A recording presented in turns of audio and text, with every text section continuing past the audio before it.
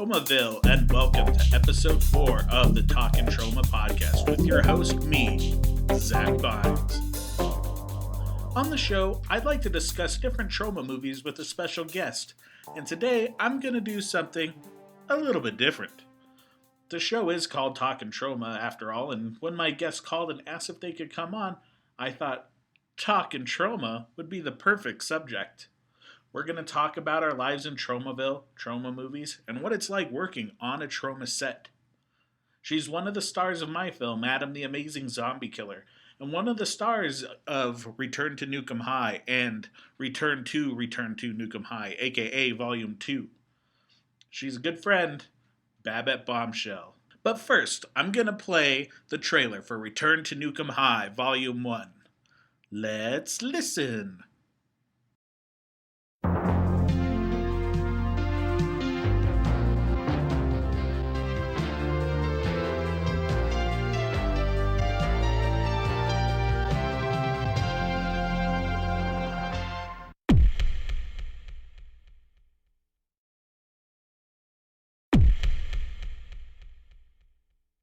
Let me take you back.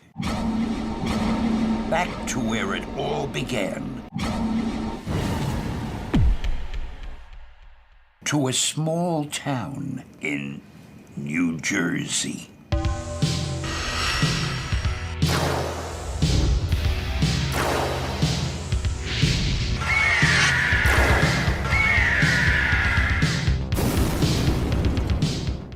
The Tromaville nuclear power plant has been bulldozed to make way for Troma Organic Foodstuffs, Inc. What could go wrong? Now look, laddie, I want my ultra-cheap foodstuffs in every school in New Jersey at inflated prices. That is the basis of our plan, and you know it. Help!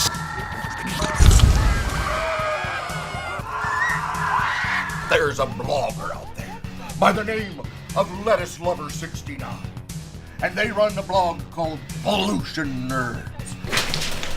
Brown-nosing little rich girl late for intramural ping pong. I love you, Kevin. I know you'll never leave me.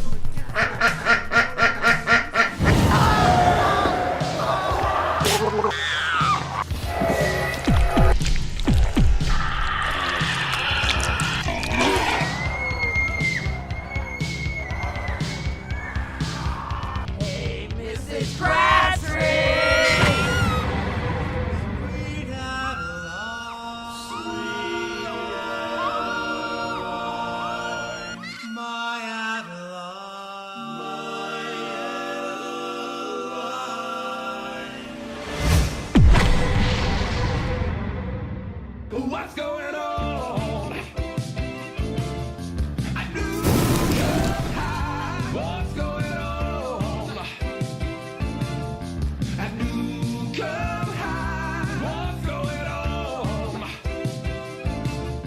I knew come high.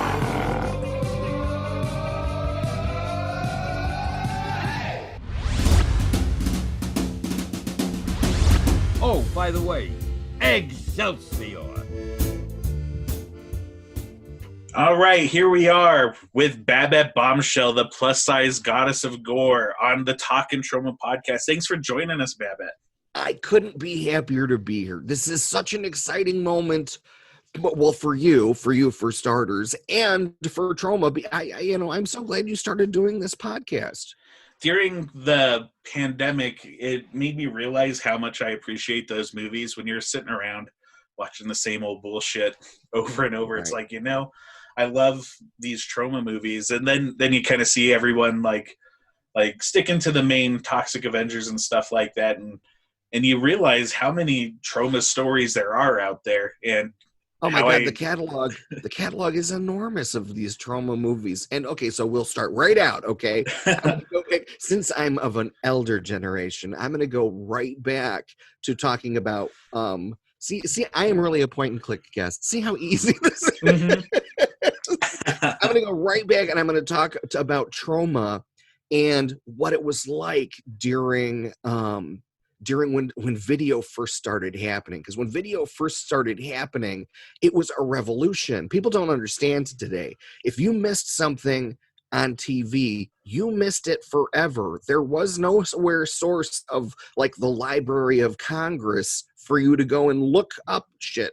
So if you missed something, you missed it. So VCRs and being able to tape stuff was its very own advent. Okay, so everybody already had the technology because they were taping stuff they didn't want to miss. And then movie distribution happened, first by Beta, and then later by VHS. And the reason why it went VHS rather than Beta is because of the porn industry, because the first thing anybody wanted to watch when they're home alone, you know what I mean? Porn immediately took off. But they weren't sure if, because the movies cost so much on VHS, the industry was slow to adapt to it. So the prices of movies were outrageously huge. So then suddenly there comes along this independent film company, and Troma was the first independent film company to really prove that the market was viable in all of these video stores. And video stores were an amazing thing because you'd go and you'd get 2 or 3 videos to last you the whole week. And if they weren't there, you would eventually build up these fictional relationships with people who rented the same movies as you did, and you knew who had shit and who returned it quicker and did. Yeah, but it was an amazing time period.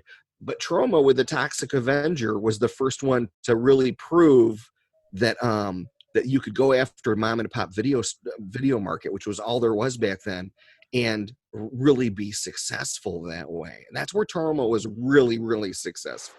But they sent out posters, they sent out promotional stuff. That's what made the difference, and that's why Troma's around, and none of the other independent companies were, because they didn't send out promotional stuff. Troma did. Troma flooded these little shops with posters.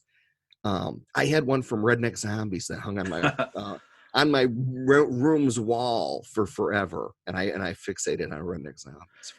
That movie's pretty funny too, because if you look at the movies that are coming out today, if that was made in 2021, nobody would bat an eye. But back in 1989, when that movie came out, it's shot on video, low budget special effects, and it like changed the landscape of anybody could make a movie.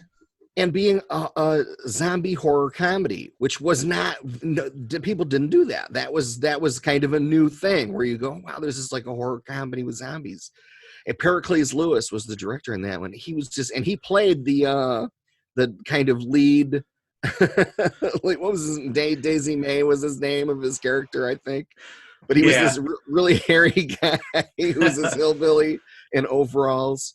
And yeah, he's in another one too. Immediately after that, he was attached to Troma for a while. Yeah, he did a lot of the special effects in like the Toxic Avenger sequels and Troma's War, and even Kabuki Man.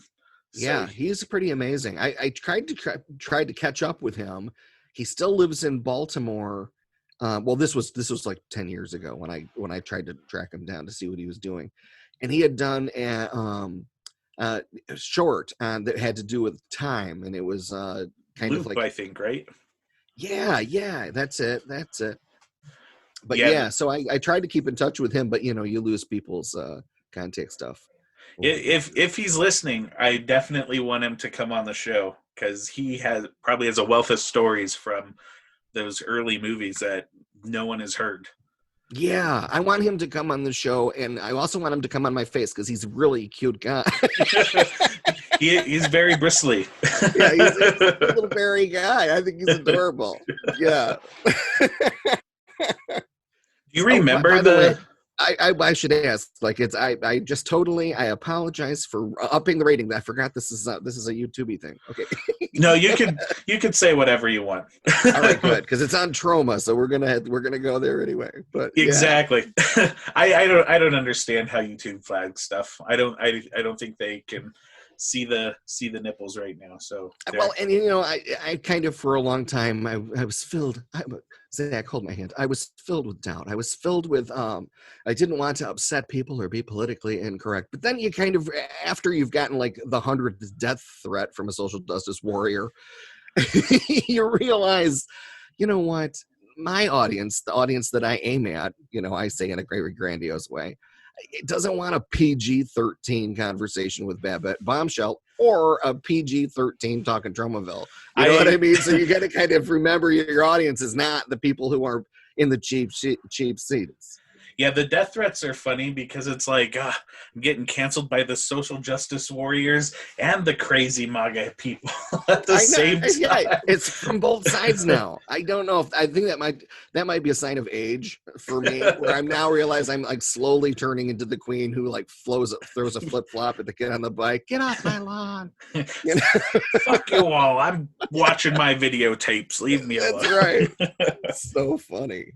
But yeah, so anyway, so Troma comes along, and they started promoting, you know, a certain style of movie, and because of that, because Troma's associated with, you know, horror and effects and that kind of stuff, and these kind of what they'll call B movies, even though I that's such a nebulous term, that doesn't mean anything.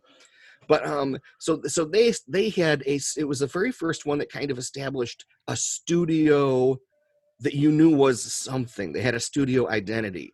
If you say like Fox or Paramount or, you know, well, Metro kind of had its own thing, but you know what I'm saying? None of them you look at and you go, oh, well, Warner puts out this like, kind of film. Yeah, you wouldn't say that's a Warner Brothers. Right, yeah. It's like, you wouldn't say to a friend, oh, I saw this Warner Brothers movie this weekend and blah, blah, blah, blah, blah. And that's been the gift that keeps on giving for Troma, because they have a corporate identity. You know what I mean? So the audience, they have a fan base because of that. Warner's doesn't have a fan base. Their movies independently do, but the studio doesn't have fans. Yeah, maybe the closest thing to that would be the Looney Tunes, just because they're so branded with it. But yeah, that's the kind of the lesson that you learn. Yeah, but Troma kind of taught that lesson. You know what I mean? They really don't get a lot of credit for what they did. Do you remember the first Troma movie you saw? It had to be the one that I was aware was a Troma movie. Okay, that's what I got to caveat that, because I saw a lot of crazy movies. This is actually a funny story. The first, and it says a lot about who I became as a person. There was a video place that was right down in the next town from our house, mom and pop video place on Main Street. Okay. And I used to go in there and I would get movies, and there was the kind of end of the horror section where there was the curtain where it says, oh, those be, so they kind of like had them arranged so that it got dirtier as you went along. You know what I mean? Towards the little adult booth. And I would press my ear as a little kid to where the curtain was to the adult booth, because I wasn't sure if people were having sex back there. I just knew that I couldn't be back there, so I was curious. So as a result of that, there's these movies in front of me, these Troma movies, and I remember getting out the Toxic Avenger and Pink Flamingos. Okay, and it was the Pink Flamingos, the early VHS Pink Flamingos that had like a diarrhea green cover. Okay, so I go ahead and I go up and I get the movies, and my mom didn't even look at what I put on the counter, because she was so religious that it didn't even cross her mind that I would sin and get a bad movie, you know? Yeah. so we go ahead and we get these movies, and I never returned them. Okay. And I said that they had been lost. All right. And I just think I was going to keep them. All right. So I'm already in my childhood committing a crime.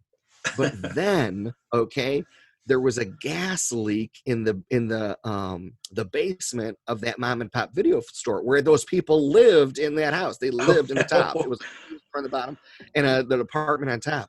So there was a gas leak. So while I had the Pink Flamingos and the Toxic Avenger out, the video store exploded. Okay. And people were killed, and it was leveled. The whole building was leveled. It was just like a pile of like rubble and VHS boxes. That's like the opening of Toxic Avenger 3. Really?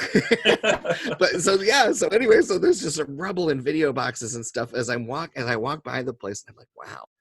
Okay, well now I don't have to worry about about returning those movies that are overdue. It's just like the perfect cinema crime for me to get away with it. But that was the very first.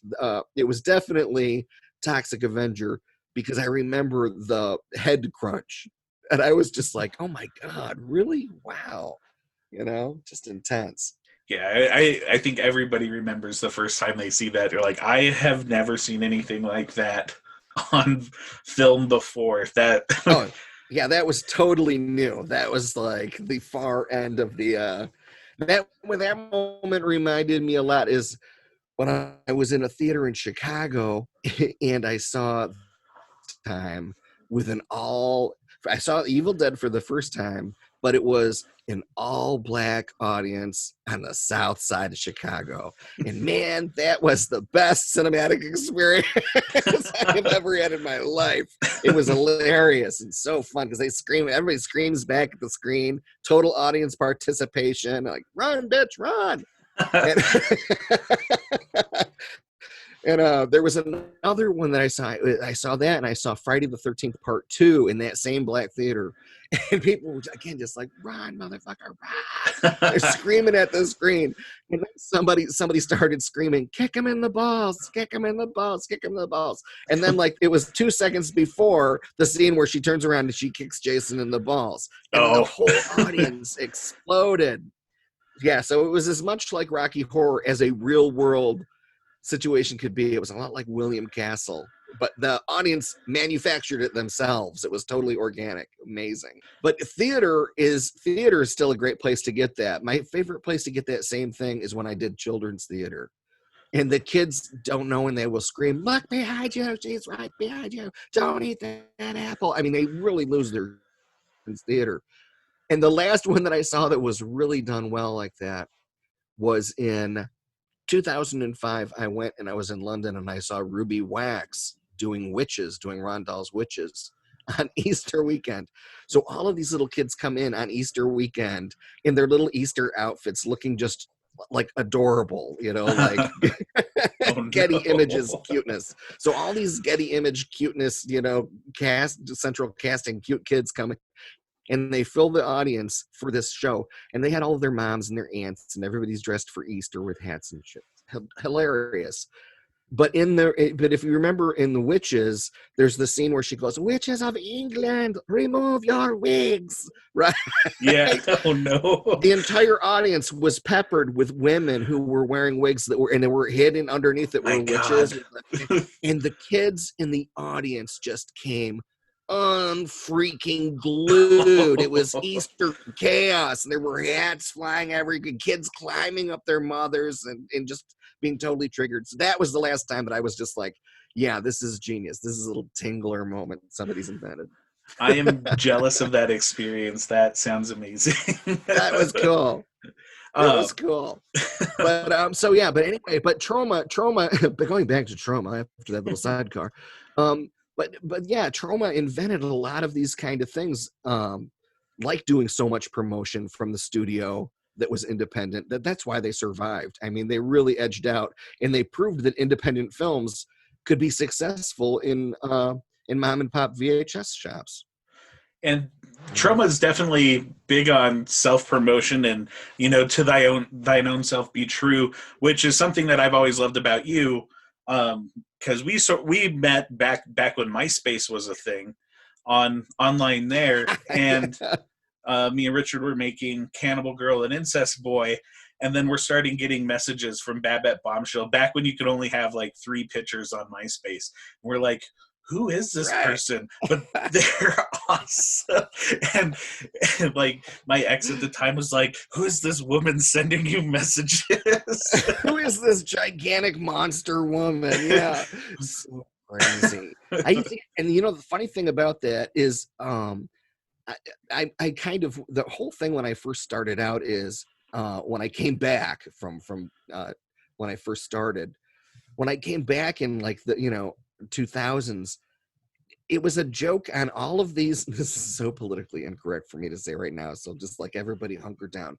It was all of these like fat goth girls who self-proclaimed themselves to be scream queens. Oh my God. Get it? There was an early 90s where every goth girl who had a boyfriend with a camera at the dawn of the internet proclaimed herself to be a scream queen. They didn't understand that it was actually if you're a scream queen, people let you know. It's not something. So I'm glad and that even the women phase that I is know, over. yeah, and even the women that I know who are scream queens don't want to be, because it's very limiting in their careers. It's almost derogatory. But so I did the plus size goddess of gore. And and that's kind of how I decided to market myself, just Oh my God. relentlessly. So that's kind of what that whole thing was when I first came out. Oh my God, that's pretty And awesome. I wanted to do outrageous movies. And people don't understand like that now. Now drag has changed and has become so mainstream. Like Coca-Cola just announced that one of RuPaul's drag race queens is the new face of Coca-Cola.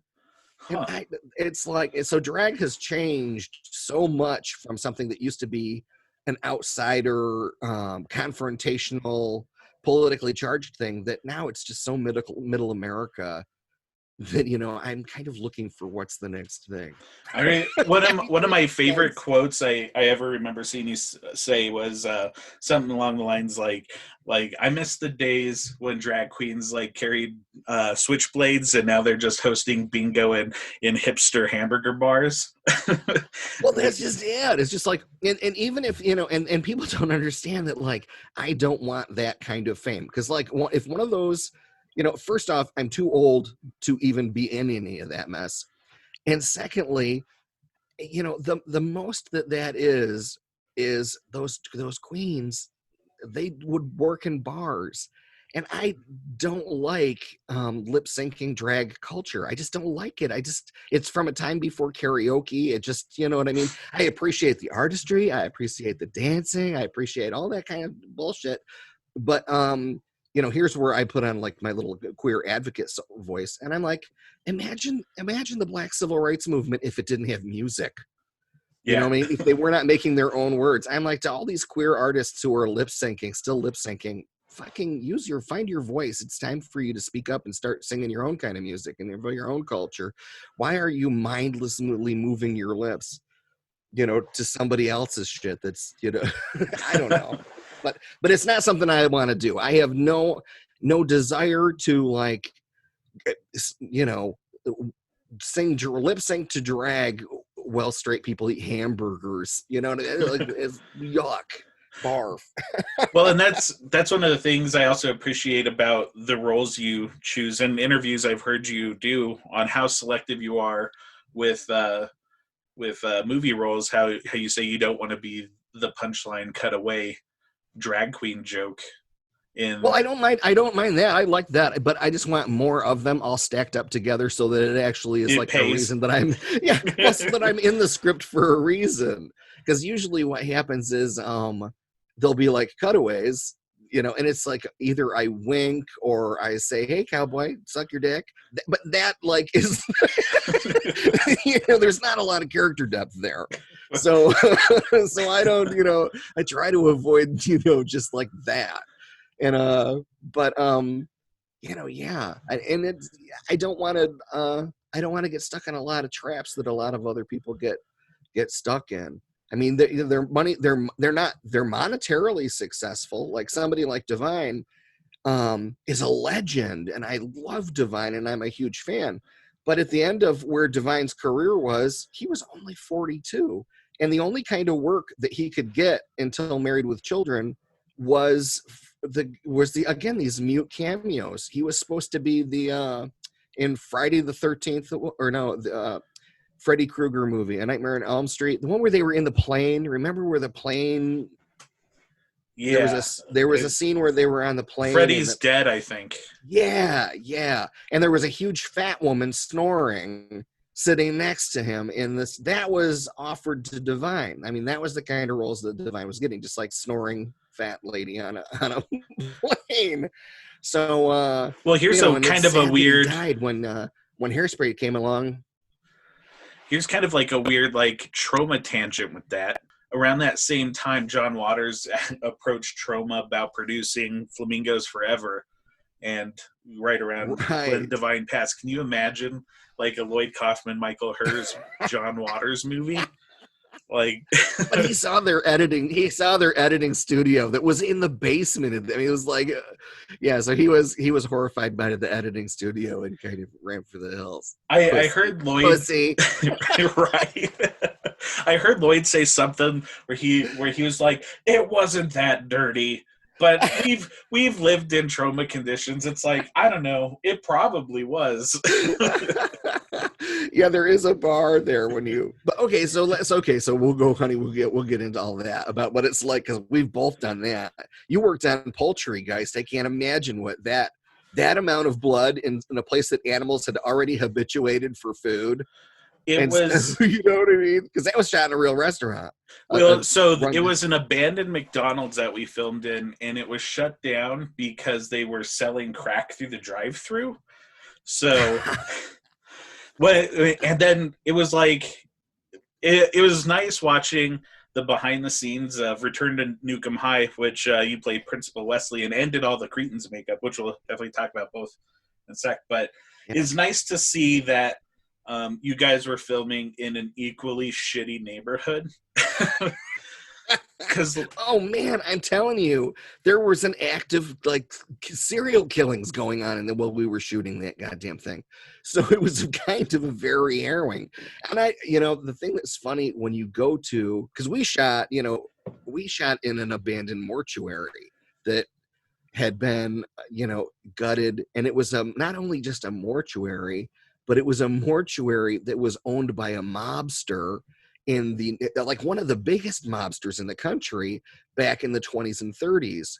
And he was famous for killing people and rifling their bodies through the mortuary and burying people too deep, and for torturing people in the cooler. And that walk-in cooler is where you see the guy named Gil. I think his name was Fish Dick Gill. I don't know. Yeah, like right at the beginning. Yeah. So I did his body makeup. So because he had farmer tan, because he was like this guy. He was one of the writers. He's this guy. I don't know where he was from, somewhere in Middle America. But he was like, "Wow, isn't this exciting to be here doing this?" It was really a funny guy. But anyway, so I did his body makeup. But that whole scene there was shot in a cooler, a walk-in cooler, where people were tortured and possibly killed in there. Because it was soundproof. That's pretty nuts. So on Poultrygeist, right towards the beginning of the shoot, we're filming, and then some dude pulls up outside the church we were all living in, because we were filming in an abandoned McDonald's and living in an abandoned church. And he pulls up in this nice Cadillac, and he's wearing these expensive suits, gold chain, looking like he walked right out of The Sopranos. And he pulls out like these PVC potato guns from his trunk, and he's like, "I'm here to show you guys how blood splatter works."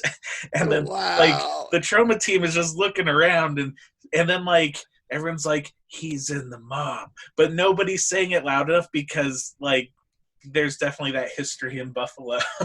And then someone on the Troma team, because there's it's the Troma team, just was like, "So what do you do for a living?" He's like, "Waste management." And we're like, "Oh, all right, well, let's just stop fucking around with this, and show us how blood sprays." Right. When I was in Chicago, I dated a guy that was a mobster. I was like a mob mall for a while, and when I was very, very young, okay, because I was like arm candy for this mobs. And I was so stupid to be. But anyway, so I dated a mobster for a while, but there was another guy when I was studying improv comedy in Chicago. I was at a place called Sarantos Studios, where this was. And this guy's name was Ted Sarantos, who ran this school. And he didn't teach any kind of improv theory, like none of the, yes and, none of that ever crossed his lips. I don't know what the hell the class was actually in retrospect, but it was fun. So he gets me on stage, and it was one of those kind of improv shows, live shows, where the audience give you're in an elevator, and you're a beautician, and you're getting a divorce. It was that kind of a thing. But because the audience was so small and pathetic, this director said he gave the off the top of his head, he gives the different things that were supposed to be. And he picks me and this other guy. I'm going to just say his name was Oh, I don't know. Vinny. You can fill in the rest. Very famous mobster in Chicago. All right. Famous mobster in Chicago. And he lets him pick one of the things. Okay. So he's not in the class. He's just decided to come and see a show that night. Okay. So now I am standing as the person in the scene next to a big monster Chicago, and Vinny decides that I'm going to be someone I owe him money, and he's going to get money from me. And lights. Oh, Jesus. And it was just like the most horrifying improv you've ever seen in your life. And it was just horrifying. But yeah, so I can commiserate with the whole, but that Buffalo, the mortuary where we shot in Buffalo, I collect like murderabilia and stuff, and they had the crematory oven there, and in the crematory oven, when you opened it up, because I'm gonna, so it's a crematory, you gotta look. So I open it up, and there were all these business cards from the mobster that were still in the cremation oven where he was burning his business cards. Oh, so I geez. grabbed a whole stack of them, this mobster's business cards from the mortuary. That's Put him in my purse. You didn't think you were paying me anything? Wait till I put these on eBay. So yeah, you gotta make your own living in show business, kids. That's the make your own damn living. That's right. But yeah, so there's a long tradition of unusual situations under which Troma has shot their movies. Yeah, ours. So like where the McDonald's was right in the middle of like the intersection was two different gangs' turfs, like right where it met. So yeah, like I heard on the documentary and maybe your commentary that there was signs that say "Don't go without a buddy." Anywhere. Oh yeah, when I arrived, there were signs because they had found the body of a little girl in a dumpster next door. So, I mean, good advice if you're gonna figure it out. But yeah, there were signs in the mortuary. Yeah, we were standing outside the American Chicken Bunker, and we see some dude walking down the street, and we see some car just pull over, grab the dude off the street, throw him in the back of the car, and take off. We're like, huh.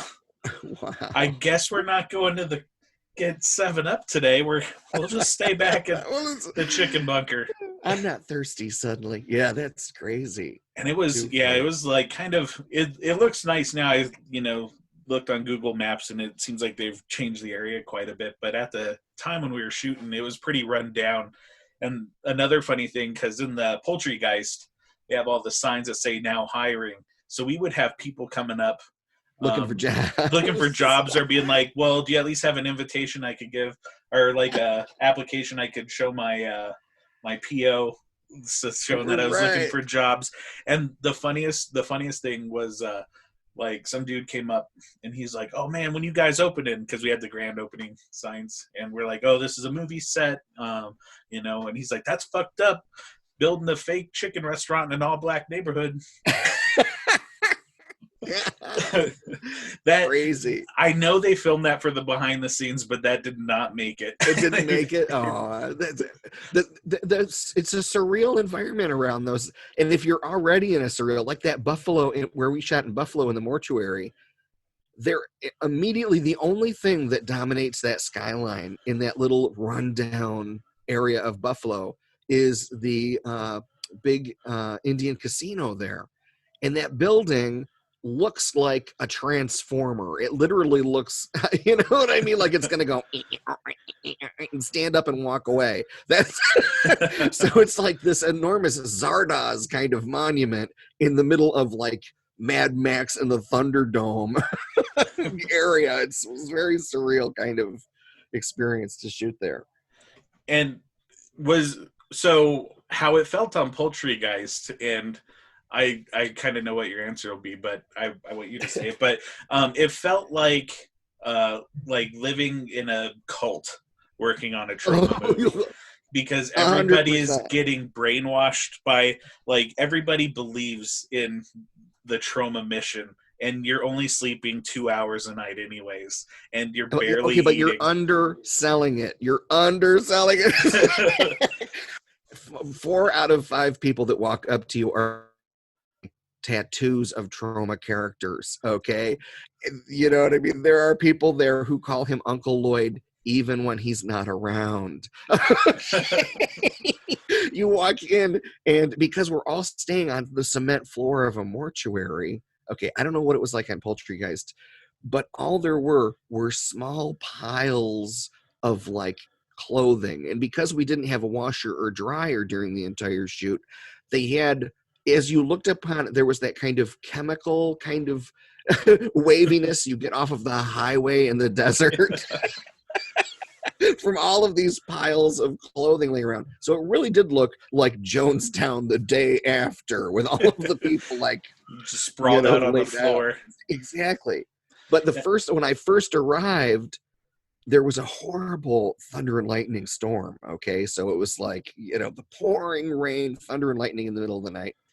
And I get there, and the entire cast and crew are dancing around in the rain in front of the mortuary like Manson people, like Squeaky Fromm, you would expect. And one girl is washing her hair in the mortuary downspout. Like, but it was because we only had one bathroom for 60, one shower for 60 cast and crew. That was the same on Poultrygeist also. We had one barely working shower for all of us.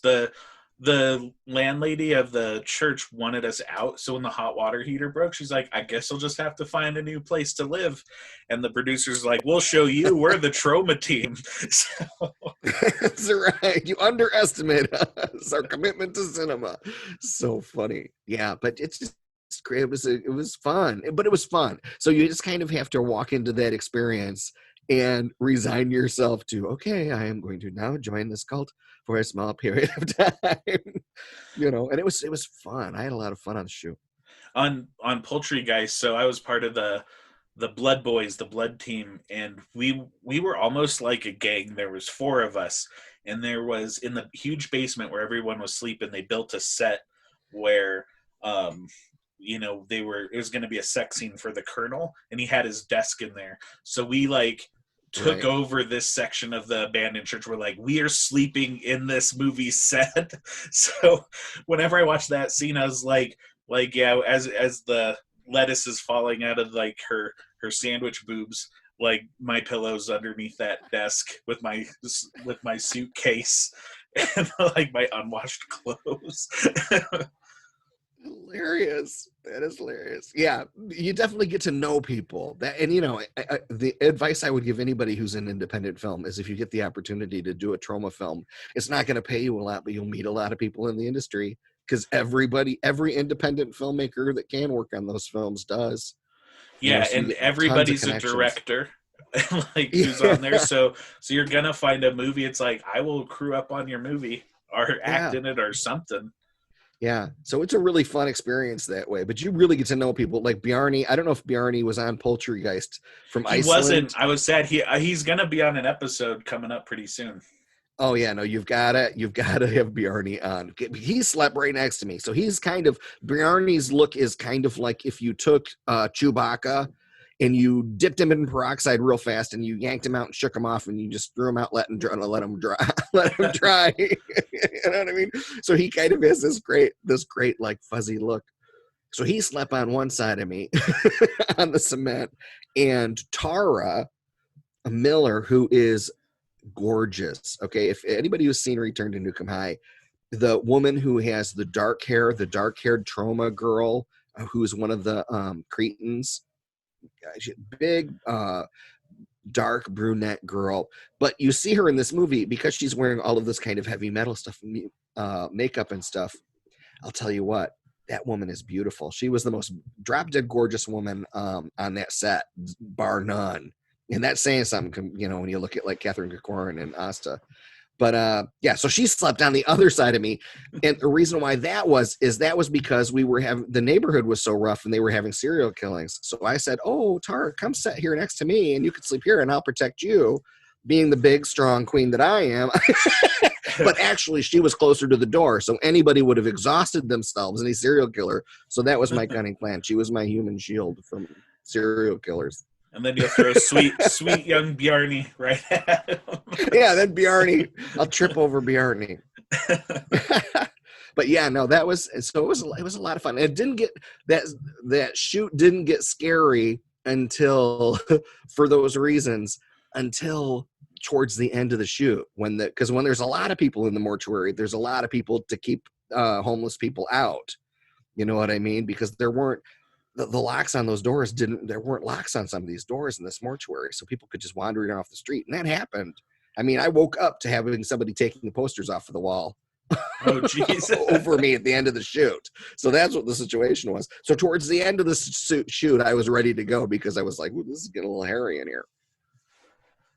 Yeah, on Poultrygeist, luckily, like the church was like they always had somebody in the church, and they always had somebody in the chicken bunker, just making sure nothing got stolen. But I'm sure it would have, because those are some sketchy neighborhoods. Too funny. And so you were Principal Wesley in the Return to Nuke Em High movies. Tell me a little bit about like how you got the role. Well, I've been working. It's funny because when you're in indie film, you get to meet people and know people. So I know Lloyd from having done lots of different films with him, and because of that, because of working on lots of little things with him, he can see me outside of the persona and that's on the street, which is the gigantic drag queen, and he'll place me in other kind of roles that other people that are casting wouldn't, because people, they cast you as what they see you in. So, and as an actor, you kind of have to be careful of that, because if you do the same kind of character back to back, that's it for the rest of your career. That's all you're going to get offered. So, Lloyd was originally going to cast Debbie Rochon to play Principal Wesley. And Debbie I had just shot Model Hunger with her, where I had done a cameo in Model Hunger there. That movie is awesome. I love that movie. I'm so proud of it. But yeah, so she was busy in all of the editing of that. And I don't know if she was available or the budget, or for whatever reason she couldn't do the film. So he started doing auditions for the film, for Principal Wesley. And I got the script and I was just like, well, I'll just shoot something out to him and remind him that I exist. And and this comes from Pat, Lloyd Kaufman's wife, Pat Kaufman. And she says to me, we were at an opening of something, and she's drinking a glass of red wine. And she says, Lloyd and I were in bed looking at audition tapes. And she says, and yours came on, and I said to Lloyd, we have to have him. And at first I was like, is this a proposition for a throwaway? But no. It was actually, they wanted me for Nuke Em High. But that was but it was originally a female role, and I auditioned for it as a male, and because I thought it supported the friction between the principal and Asta would be easier to read if it was a male character. And since Debbie wasn't going to do it, there was no reason for it specifically to be female.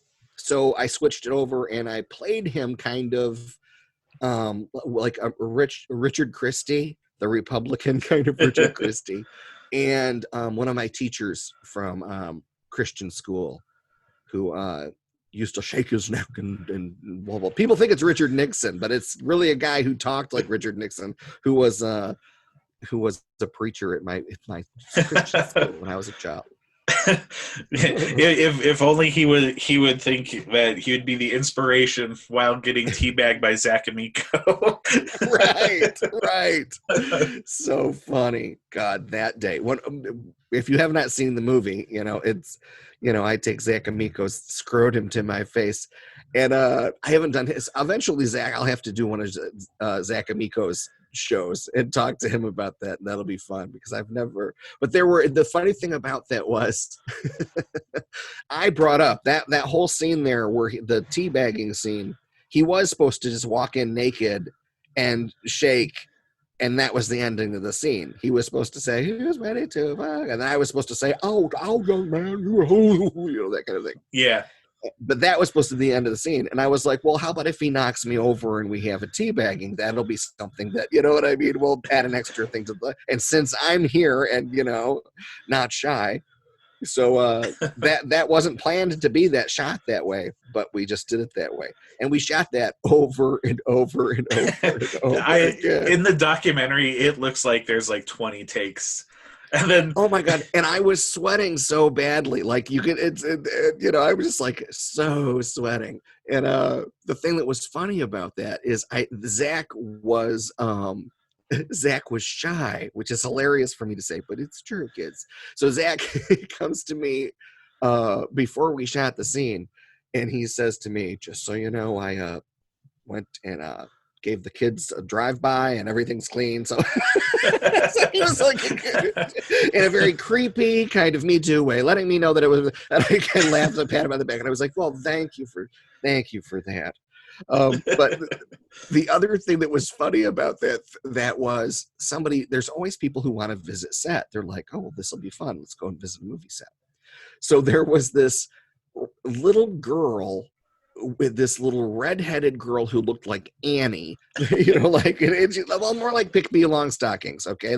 Imagine a hybrid of Greta Thunberg and Pippi Longstockings. That's who was standing in front of me, this little 14-year-old girl, and her father ready to watch me shoot this scene as Principal Wesley, where I know Zack is about to run in naked. And, so I know it's going to, and I looked at the father and I'm, I walked over to Lloyd and I'm just like, Lloyd, really, I'm about to take balls to my face. I cannot be the responsible adult on this set. Somebody else needs to.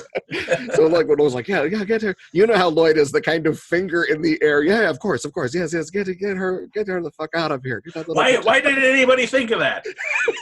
Why is Babette Bombshell the one thinking of this?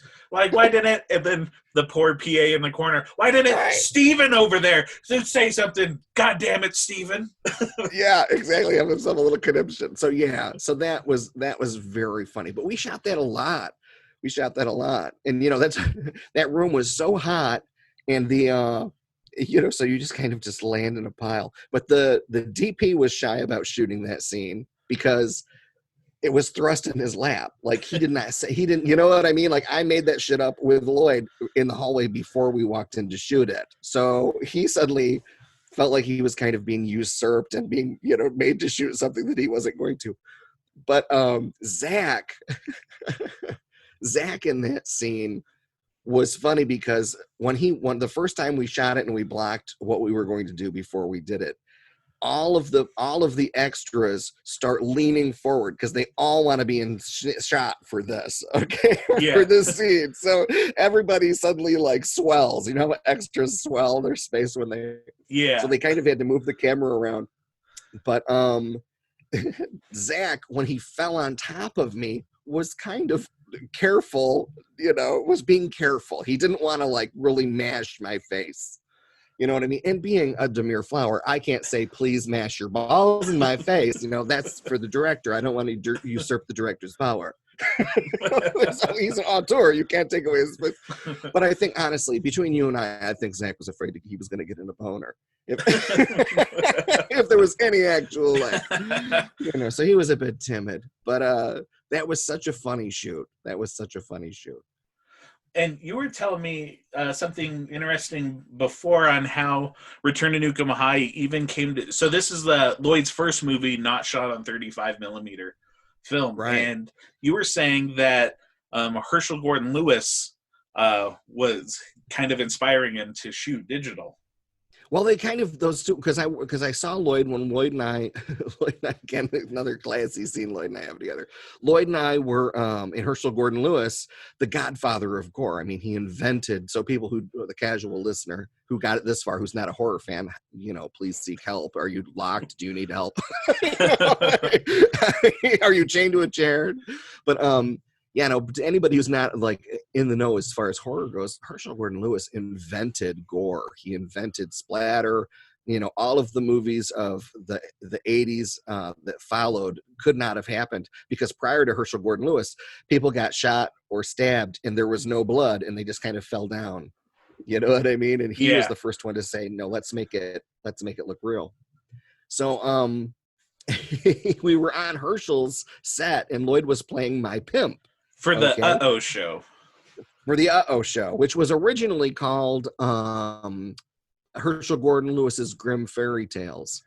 And as a movie, it doesn't really gel that well, even though I love the movie because it's a Herschel Gordon Lewis movie, because it suffers from a kind of thing where you have an idea for a long time. Because I was attached to the Uh-Oh show years before, when it was in pre-production with Joe Castro, who was in LA, and a really great makeup effects artist. He did a Chupacabra film that I think is available through Troma. Legend of the Chupacabra. And he did Terror Tunes, which is also pretty fun. Yeah. So I was attached to it previously when it was Joe Castro's production, and then that fell apart for whatever reason. And Herschel brought me back to do a part in this, and I play a prostitute, and Lloyd is my pimp. So we had that scene together. But it was the thing that was interesting about that shoot, specifically with Lloyd, because I've seen him on a lot of sets, and then this one he was nervous. Lloyd, that was the first set I've ever seen Lloyd on where he was actually kind of nervous, and he was chain smoking a little, and it was because he's on the set of his hero. He's one of his. You have the cinema legend guy, and he wants to do his best, like any good actor. He wants to do his best and show up guns blazing. But Herschel was amazing because Herschel only does one take. Like if he has to do another take, it's a problem. Yeah. he only wants the one take. He likes the rawness of that one take. And it's just so you really kind of have to have your shit together to do a Herschel Gordon Lewis movie. So Lloyd remembered me from that, and that leads to me getting cast in But when I was on the set of that movie with, working with Lloyd, I was, just idly standing by while they started talking about digital, because the Uh-Oh show was Herschel Gordon Lewis's first movie that was not shot on film. And he had been reticent, in the same way that a lot of filmmakers that were from before the digital revolution in film, to cross over because of a lot of reasons, because of the saturation of dark and just the overall aesthetic and feel, and the color correction sometimes, just makes everything look flat and uniform. So it doesn't have that richness. But Herschel was standing right there and talking with Lloyd and going over. He's like, no, you should be doing this. It's the ease of editing is right here at your fingertips. You don't have to wait for this film to come in. He's just like, it's an amazing experience. So I kind of watched Herschel and Lloyd talking about moving forward. And then Herschel's next film was shot, Lloyd's next film was shot on digital. And that was Nuke Em High, and it's beautiful. That movie, it looks great. It's probably one of the best looking Troma movies, or of Lloyd's movies. It's definitely one of the best. Yeah, I haven't seen Shitstorm yet. I haven't seen the new one, but Nuke Em was a beautiful movie.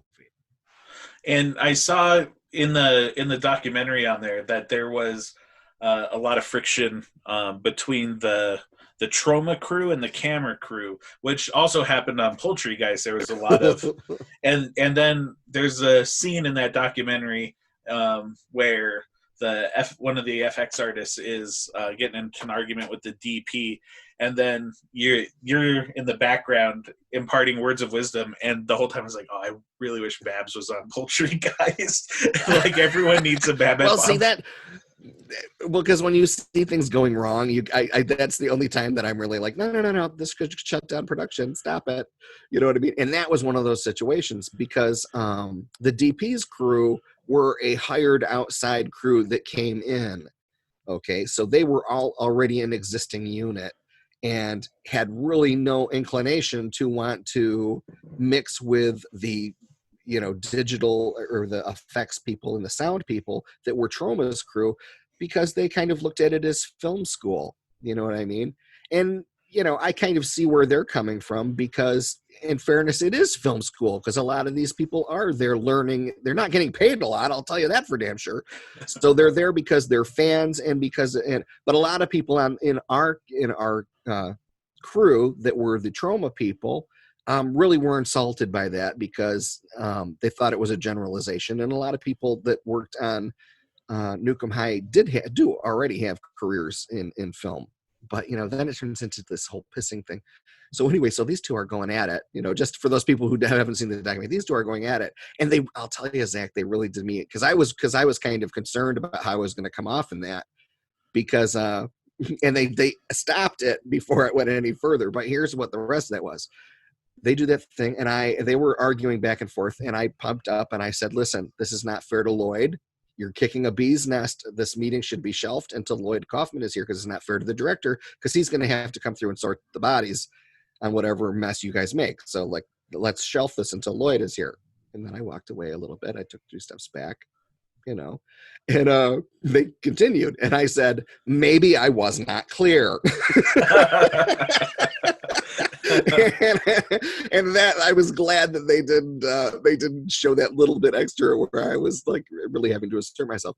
But that's the kind of thing, it happens on a lot of movies, and people who are working on the film, because it's their job, that can shut down production. Like little peddly arguments, and you know what I mean? It's just so and ultimately it doesn't mean anything, because everybody is there to produce the same product at the end.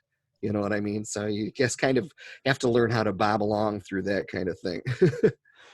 But on Poultrygeist, there was definitely, it looked very similar. The camera crew was hired on. It was Brendan Flint, who was the DP for Citizen Toxie, Terra Firma, and Tromeo and Juliet. So we're all like, oh, this dude knows Troma. And then he's there, and he keeps calling them the rubber chicken monsters and stuff like that. And it's like, oh, this is not good. It's not going well. And then he's standing there. He's like, I paint with light, but he only has 2 lights in his light kit. He's doing a lot of shorthand painting, right? Yeah, it's so funny. And he's very funny. He's like, I don't shoot handheld, but Lloyd shoots handheld 35 all the time, and he's very comfortable with that. And if you watch Poultrygeist, you will notice there's a ton of handheld shots in that movie. So, well, that had to be a nightmare to shoot, because there was so much blood. I mean, and you guys specifically were the blood guys on that, and do amazing work. If My Bloody Valentine, the short that you guys shot that was on YouTube, that you did so much. Yeah, where my partner Richard, he's disemboweling himself, spraying blood all over the place to make. So I remember seeing all of the blood work there, so I wasn't at all surprised when you guys were working on Poultrygeist. But that must have been hard just because of so much splatter. We had to organize our 5-gallon drums of blood, and then I'm sure you remember from some of those scenes in Nuke Em High, it's just not safe to walk around in some of those rooms once all the blood starts flying everywhere. So there's dedicated cleanup crews, and then it's Lloyd. So you'll think it looks awesome. And then he's like, that was bullshit. Shoot it again for an effect that was only designed to halfway work through that first take. Yeah. On Herschel Gordon Lewis's set, again, you can imagine how much blood. They just had barrels and barrels and barrels and barrels of blood. And I'm sitting there, and they had these little kids who were there, because there are scenes in the show where Herschel is reading to little kids that are sitting around him. And so all of those little kids were there this day. And one of the kids was one of the producer's daughters. It's a little tiny little blonde pigtailed girl. And she's walking around just like a salty cinema veteran. And she looks at the other kids and she says, see those barrels over there? And the other kids are like, yeah. She goes, blood. And all the little kids are like, blood is just one of those things that you got to learn to kind of navigate on a set. Slime too. Slime in a Troma set, if it's red or green, don't step in it. Yeah, because you're gonna eat shit. Exactly. I was nervous for Lloyd in those scenes in Nuke Em High where he's in full makeup walking down stairs that are covered in slime. He had a bad knee at that point. So that was before his knee replacements. I was just like, I know Pat must have just like had a conniption fit when she saw it. Well, there was one take, they cut it, but you could totally see he because when Lloyd is acting in a scene, he gives it 110% of whatever's in his brain. That's exactly what he's going to do. And you can always tell he gets a twinkle in his eye when he has an idea to do something as he's shooting. And in one of those takes in Nuke Em High, when he's going down the stairs, you could tell he's like, I'm going to kind of jump on this step, and you could see him slip. And I'm like, oh no, like, don't break your hip on the stairs. But yeah, so he had a hip replacement. Okay, here, this is domestic talk. We'll open the peek behind the curtain of trauma. Lloyd's house, when I shot the Roger Ailes documentary, I was their house guest. I was Lloyd Kaufman's house guest in his house, and Lloyd's house is 3-story brownstone. It's not real wide, but it's one of those kind of New York, houses, brownstones that are very, very skinny, but there's 3 stories. So when I was just like, man, he's got knee problems. For me, as their house guest, like schlepping up 3 flights of stairs, I don't know how they do it. I would kill myself if I lived in this house. And you mentioned you worked on that Roger Ailes documentary where you played Roger Ailes, but that was produced by Charlotte Kaufman, Lloyd's daughter. That was produced by his daughter. Yeah. Then she remembered me as Principal Wesley from seeing me on and meeting me on the set and stuff. And she knew that I was, she knew that I would come and give her what she needed for it. But that was fun to be able to do that. And that was nominated, that movie. How was working for Charlotte as opposed to Lloyd? Oh, Charlotte is just amazing. And she's got the camera in her hand. She's right there. And, what can I say? I want to work with her again. And her and her sister have been doing collecting footage and stuff for a documentary on Lloyd for a long time. I'm always there to say I want to help with that, because that because I said to him, I texted Lloyd and I was just like, this whole thing with this Tromagate and the Pizzagate thing, I'm like, you should do a documentary about that. Because if you look at how even that impacted Troma has been in the culture, weaving through the culture since the 80s. And when that kind of shock jock TV happened, Troma was impacted by that. When the censorship happened, Troma was impacted by that. When the satanic panic happened in the culture, Troma was impacted by that. And now this cancel culture thing. So they've kind of been woven right through all of the culture, not just cinema culture, but the regular culture, in a way that no other studio really has. Or really no one has. Like, that's a pretty unique Lloyd and Michael experience. Yeah. But that's, it's just amazing. But yeah, staying at the Kaufman's house was a lot of fun. They're very good. They were very good hosts. I believe it. And it's kind of like walking into Lloyd Kaufman's everyday life is like walking into an episode of Curb Your Enthusiasm. If you went home with Lloyd Kaufman, that basically is what, dun, dun, dun, dun, dun.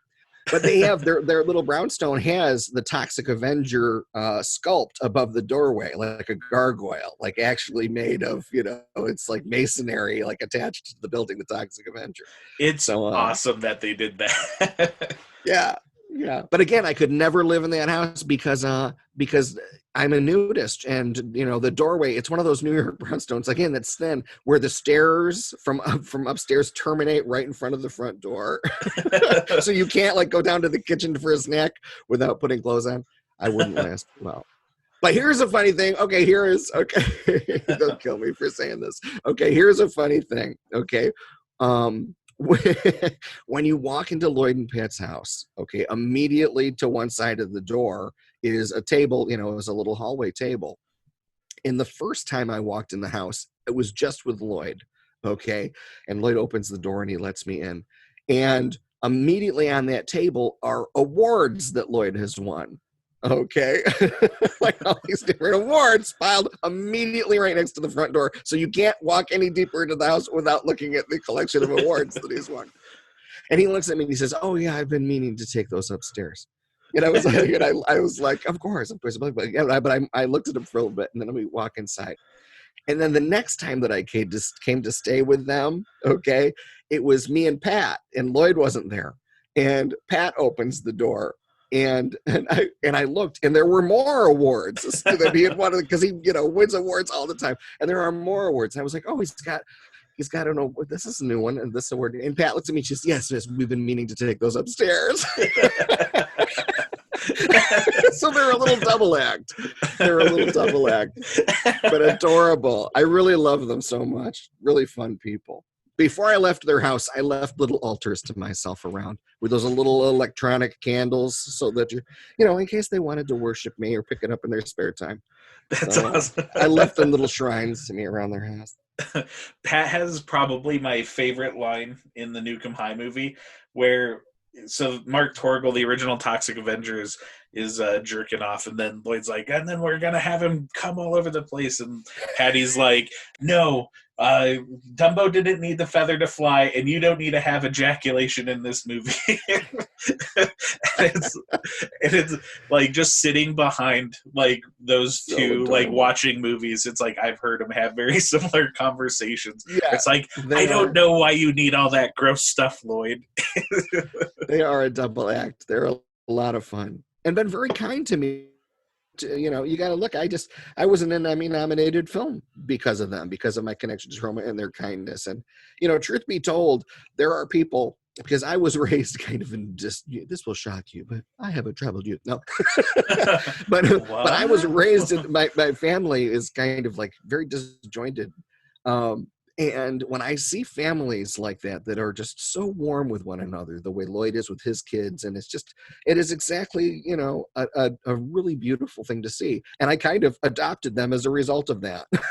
So I was just like I started to send them little texts and things like that. So as a result of that, we've gotten to be friends. But yeah, so another thing about Nuke Em High, which I thought was really cool, that you did all of the Cretins makeup, and not just like the featured Cretins. There's like 100 of them, like as extras, and you did all of the makeup. Well, here's the crazy thing, and part of it was out of guilt because because there was this girl who was the makeup artist, and nobody on set was aware of the body that had been found in a dumpster or the woman's torso who had been, like decapitated and thrown in Niagara Falls while we were there. Because there was like a serial killer, a woman disappeared in a convenience store down the street. So nobody knew about this as it was happening because they were so busy. You know what it's like. You don't have time to do anything you're in an ant farm when you're right, exactly. So I was one of the only people who was, because at that point I hadn't started doing the makeup. All I had to do was be Principal Wesley. You know what I mean? So I had a lot more free time. So I'm reading all of this stuff and secretly kind of doing an investigation on my own, like Miss Marple. Like I'll walk up to Clay and I'll say, like, Clay, did you torture animals as a small child? Just kind of innocent questions. Because it's a lot of weirdos to be shooting a movie in a neighborhood to suddenly have there be killings happening. So I'm like poking around in the cast and crew to see if there are people of interest. And it's just one of those crazy things. But I said to the girl who was the makeup artist, I said, "Are you aware of this?" I'm like, this whole thing, this makeup girl, and she was just like, "Oh my gosh, that's crazy." And then we were going to go and get costumes. Okay, that immediately after I had pointed out to her in the news that there was this decapitation killer in the neighborhood. And we had to go and get my costume and Lloyd's costumes, and everything was closed. It's like 5 p.m. Buffalo, New York, and there's nothing but like Goodwill maybe open for next half hour. And she's saying to Lloyd, I don't know where to go to get these suits. There's nothing open at this time, and we need them tomorrow morning. And he's like, you go and get those costumes. Go and get them. I don't care what you have to do. I don't care if you have to knock on doors. You go out and get those costumes. And she said, Lloyd, I don't know how to do this. And he said, if I was going to cut your head off, if you didn't come back with a costume, what would you do? And she just looks at me like dun dun dun dun like that. So okay, so Lloyd, to make a dramatic point through hyperbole, Lloyd, said this to this girl, and in the middle of the night at 3:00 in the morning, she disappeared in her car and she didn't come back. So there was no makeup artist. Get it? The makeup artist took off. So I'm just like, oh man. So, and I've done a lot of makeup for like Universal and because I work partly in the theme park industry also. So I've done a lot of effects makeup, and I did a lot of haunted house design in my career and all of that kind of stuff. So I was just like, okay, well, let me do this. Okay. So I designed all of the Cretans, and like within a half an hour, I knew I was going to be doing the makeup, and I designed them and got the key Cretans out. But it would have been a much easier shoot if I hadn't done that, because then I would only had to, I wouldn't get call times at 4:00 in the morning to do all the Cretans makeups. What was your guys' turnaround like on Nuke Em High? On Poultrygeist, set be on set like around 4, and then you'd probably wrap around like 1 or 2 in the morning. Was that pretty similar? No, there wasn't really anything as fixed as that. There were, it was very strange because people would be up working 4:00, 5:00 in the morning. And that was another one of those kind of things where I had to do, maybe I wasn't clear, because people were turning on the lights in the mortuary and leaving them on and walking around and making noise until 4:00 in the morning when the actors and the crew had to be there at 8:00 to start shooting. And I was like, this is dangerous, man. Somebody's, just out of exhaustion, people are going to start making mistakes. So I initiated the rule that, at 1:00 in the morning, the lights in the mortuary have to go out and people need to be able to sleep, cannot be a luxury. But, but that comes back to the Troma's rules, where it's just like no harm to people, no harm to property. The turnaround times on Poultrygeist were so weird, and the fact that they blacked out all the windows in the chicken bunker, so you had no time, and cell phones were not like really a thing yet, so you're not like constantly looking at a clock, so you have no idea what the time was. Like there's a shot in the movie, I'm a chicken zombie and I'm dead and laying down on top of the counter, and I fell asleep like in the middle of the take. Because it's like, this is the first time I've laid down. But you guys had makeup. That's the difference. Is when I did Nuke Em High, when she left at 3:00 in the morning, she left with all of the makeup. Okay, so we were on a set the next day, no makeup, to put everybody in makeup to shoot this movie. Okay, so I say to the production person, like, okay, let's go. So we go to get makeup. Do you know how much the budget was that she had for me to do makeup for an entire feature film? All of those Cretans, all those hundreds of people, a daily, makeup for all of the budget for Nuke Em High's makeup department was $50. Okay, but wait, it gets better. So she says, well, we got this $50. Let's go ahead and go and get some makeup. So I go, and she takes me to, wait for it, the dollar store, like the Dollar Tree. And I'm just like, you expect me to do an entire feature film with $50 of dollar store makeup? This is not possible. So I looked across the street, and there was a Party City. Okay, and I thought, well, at least Party City is going to have like shitty wax Halloween makeup. You know what I mean? Like some crappy, maybe some dry old makeup of some kind. And they didn't. All the Party City had was those big tubes of makeup that like sports fans smear on themselves, or car dealerships write on car windows like for sale. That's what the Nuke Em High makeup was. Is I bought those. Right, I bought those. I bought all of those tubes that they had. They had only a few base colors of it, like the red and the white and the and black. So I bought the primary colors, and I bought everything they had as far as green hairspray goes for coloring your hair green, and that was essentially what we made the movie out of. That's crazy. It was crazy. It was crazy. Yeah, we were pretty fortunate. Like as far as they had like teams of people who did chicken zombie makeup, and they would run drills. And they'd have the stopwatch in the church basement. So it'd be like 2 a.m, and you would see people doing drills on how fast they could put on a chicken zombie makeup on someone. And so you'd often see somebody walking down the hallway and they're like, what are you doing? And if you weren't working, you were getting fired.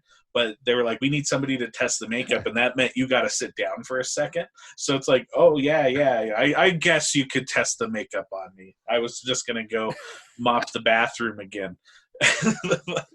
So, but people, you know, and as the like the makeup person on Nuke Em High, you know, I'm weighing out in my head, you know, how much time I have to do people, you know, to get them where they need to be, like when we're at the high school or whatever. But I'm also very cognizant of the fan that these are fans, these people who have come in, and that moment of me doing their makeup and transforming them into a cretin was a special moment. You know what I mean? That was that's gonna be something they're gonna remember for the rest of their life. So I was kind of I didn't like treat people, you know, like a log that I was painting. I really enjoyed the experience with them. You know what I mean? Because it's like being a little kid again. You know, like, what, I'm going to be in a movie, man? I'm going to be in a Troma movie? Are you kidding me? And I get that when I did, because I'm pretty sure I'm one of the only people in Troma history that did the dance. Because in the dance scene, we had both the Toxic Avenger and Kabuki Man on set at the same time. Yeah. So in one day, I did the Toxic Avenger and Kabuki Man's makeup for a scene. That's awesome. And I'm like, that's, you know, you place that next to being in one of the famous car explosions in a Troma movie. And, you know, that's kind of amazing to, you know, it makes me proud of my little contribution to like B cinema. The car that they had Principal Wesley driving had like the softest brakes in the world. Like if I wanted to like hit the brakes, I had to hit it a block away. So I'm driving it. I'm just like, I hope nobody runs out in front of me, because Troma has a weird thing with cars. When I shot Stamgo, which is Super Troma Action Movie Go, which is not a Troma movie. Troma will not have anything to do with it, but it is a Troma homage movie, which means that it is sub-quality to a Troma movie. Yes, I have crawled my way to sub-Troma films, all the way to Troma films. So there is hope for you, Troma people. The people of Troma. You too can claw your way up to Troma. But in Stamgo, we had in Super Troma Action Movie Go, where I played like 6 characters. Because the plot of the movie had to do with pedophiles. Ironic. Had to do with a cult of pedophiles. Okay, and whenever anybody would get the script, they would read the brief, the treatment on it, and they would be like, "I'm not doing this movie." So everybody canceled like right before they showed up to shoot Super Traumatic Action Movie Go. And so as a consequence of that, I ended up playing like 6 characters in that movie. But we had this Tromamobile, okay, which was huge car with these 2 female detectives drive in the movie, and it was like Auschwitz on wheels, because the gas didn't vent out the back of the car. Like the ventilation system that usually go out the tailpipe circled back up into the car. So you could not be in the car with the engine running without having all of the windows down and being out the window like a Saint Bernard. Like it was just great. So yeah, Troma vehicles. I don't know, man.